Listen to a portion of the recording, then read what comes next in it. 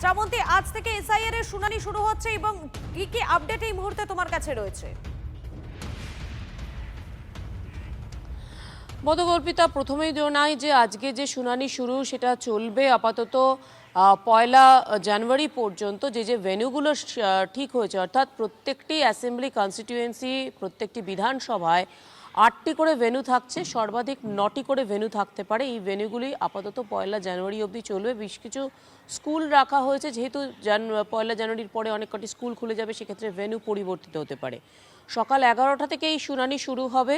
Micro অবজারভাররা যেমন থাকবেন, ERO থাকছেন, এইআরও থাকছেন বিএলও, কিন্তু প্রত্যেকটি ভেন্যুতে এদের বাইরে এবং ওই অফিসে যেখানে এই শুনানির আয়োজন করা হয়েছে সেখানে তাদের যে নির্দিষ্ট স্টাফ, এরা ছাড়া বাইরের কেউ থাকতে পারবেন না।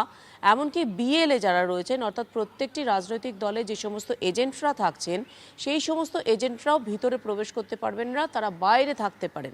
এরকমটাই কড়া নিরাপত্তা বেষ্টনীর মধ্যে থেকে আজকে শুরু হতে চলেছে হিয়ারিংয়ে প্রথমে এই 32 লক্ষ নো ম্যাপিং ভোটারদের ডাকা হবে এবং সেখানে তাদের কাছ থেকে প্রাথমিক যে সমস্ত তথ্য কমিশন চাইছে সেগুলি নেওয়া হবে। ডকুমেন্টস আনতে বলা হয়েছে, যেগুলি 11টি ডকুমেন্টস রয়েছে সেগুলি আনতে বলা হয়েছে।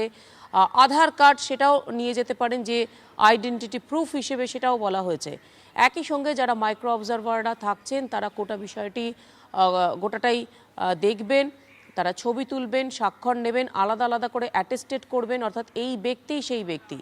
একই সঙ্গে মধুকল্পিতা, কমিশন আরেকবার সবাইকে সচেতন করেছে, তাদের বক্তব্য কোনো যদি মিথ্যে ডকুমেন্টস এক্ষেত্রে দেওয়া হয় তাহলে 1 বছর পর্যন্ত সাজাও ঘোষণা করতে পারে নির্বাচন কমিশন, অর্থাৎ এতটাই সতর্ক রয়েছেন।